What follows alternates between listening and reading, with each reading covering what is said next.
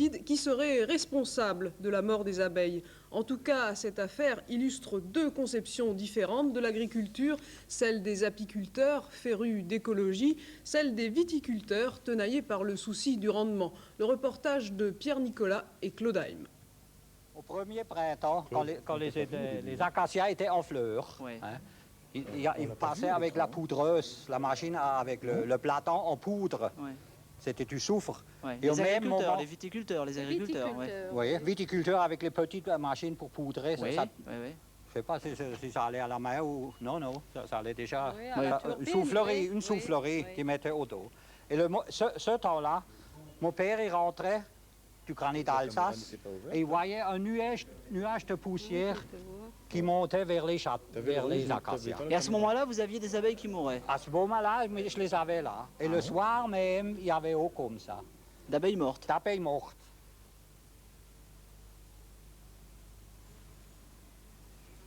Nous sommes en 1985 et ce que racontait cet homme se passait en 1963.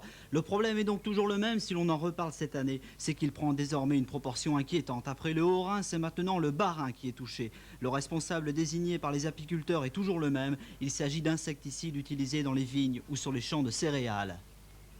Nous sommes ici à Andelot. Sur le versant sud, il y a des vignes. Sur le versant nord sont installés une dizaine d'apiculteurs. Certains ont dû déménager leur ruche 4 fois jusqu'à cette année. Cette année, ça s'est passé autrement que les autres années. Ouais. Après les châtaignes, après les acacias, il y avait un vide de 3 semaines.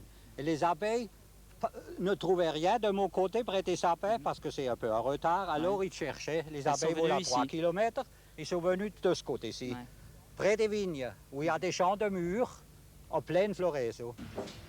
Pour les viticulteurs, l'utilisation des insecticides est interdite pendant la période de floraison. Il existe à ce sujet toute une législation.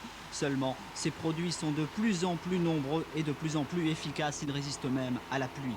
Et puis, ces agriculteurs, souvent engagés dans d'importants investissements, n'ont guère le choix d'éviter des produits dont ils ignorent parfois les conséquences et le mode d'emploi.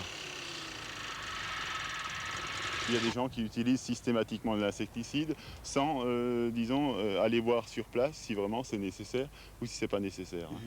C'est peut-être ça le problème aussi. Ouais.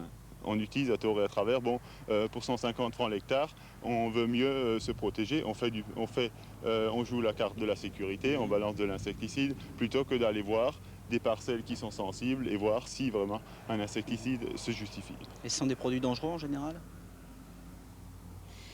On n'a peut-être pas suffisamment de recul, mais on voit quand même un certain nombre d'agriculteurs, quand ils traitent toute la journée, ils sont au seuil de l'intoxication.